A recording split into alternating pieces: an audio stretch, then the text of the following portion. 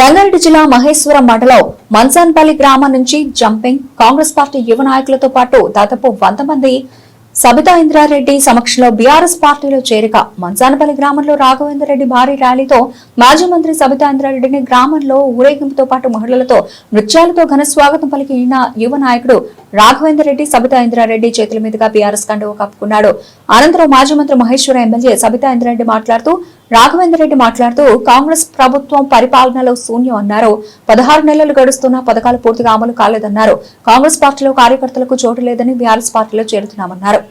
వ్యవసాయ శాఖ మంత్రి గారిని కలిసి ఇచ్చొచ్చినాం. అయ్యా మా దగ్గర ఇట్లా వ్యవసాయం ఉంది, మా వాళ్ళు పంటలు పండించుకుంటారు, కూరగాయలు పండించుకుంటారు, మాకు కూడా రైతు బంధు వేయండి అని పోతే సాయంత్రం వరకు చెప్తామన్నారు. కానీ ఇప్పటి వరకు ప్రభుత్వం నుండి క్లారిటీ లేదు. ఇప్పటికైనా ఈ ప్రభుత్వానికి విజ్ఞప్తి చేస్తున్నా. ఎందుకంటే ఒకటి మాత్రం వీళ్ళకి బాగా అలవాటు అయిపోయింది. ఎప్పుడంటే ఓట్లు వచ్చినప్పుడే రైతు బంధు పైసలు వేయాలనేది అలవాటు అయిపోయింది.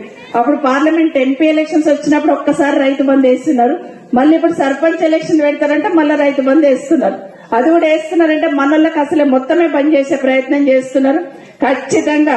ఖచ్చితంగా మీరు ప్రభుత్వ నిర్ణయం తీసుకొని మా వాళ్ళకి కూడా, మా రైతులకు కూడా, మా మహేశ్వరం గాని, ఇబ్రాహీంపట్నం గాని, పక్కనున్న అన్ని మండలాలు అందరికీ కూడా రైతు బంధు వెయ్యాలి అని ముఖ్యమంత్రి గారికి ఈ వేదిక మీద నుండి డిమాండ్ చేస్తా ఉన్నాను. ఎందుకంటే ముఖం చూసి బొట్టు పెట్టొద్దు.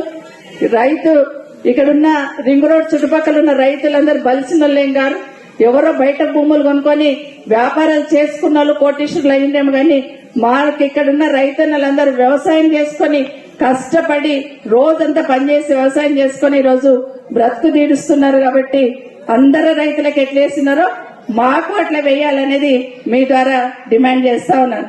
ఇట్లాంటి యువ